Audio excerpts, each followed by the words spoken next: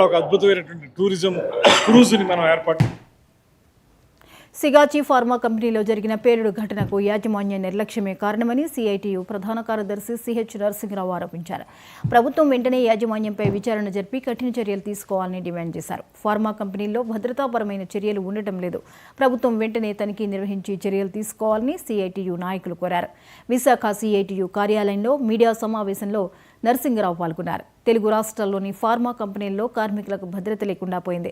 Labour కోడ్లను రద్దు చేయాలని చూస్తున్న కేంద్ర ప్రభుత్వాన్ని నిరసిస్తూ ఈ నెల 9న బిఎంఎస్ మినహా కార్మిక సంఘాలన్నీ సమ్మె చేస్తున్నట్లు నరసింహరావు చెప్పారు.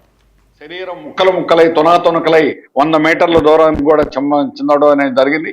రియాక్టర్లు పేలితే ప్రమాదాలు ఎంత తీవ్రంగా ఉంటాయో అనే దానికి ఇది ఒక తీవ్రమైనటువంటి ఘటన. ఇప్పటికైనా ఈ ప్రమాదాలను నివారించేదానికి ప్రభుత్వం చర్యలు చేపట్టాలి. రియాక్టర్లో భద్రతా ప్రమాణాలన్నీ పూర్తిగా అమలు చేయాలి.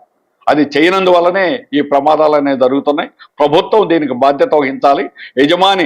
యజమాని పట్ల కఠినంగా వ్యవహరించాలి. ఒక్కరి మీద కూడా చర్యలు అనేది తీసుకోలేదు.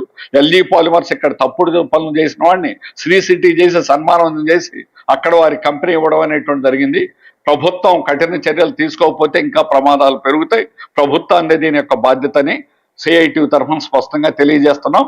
తనిఖీలు అనేది ఉండాలి. తనిఖీ వ్యవస్థ గతంలో ఉన్నదాన్ని కూడా ఇప్పుడు లేకుండా చేశారు.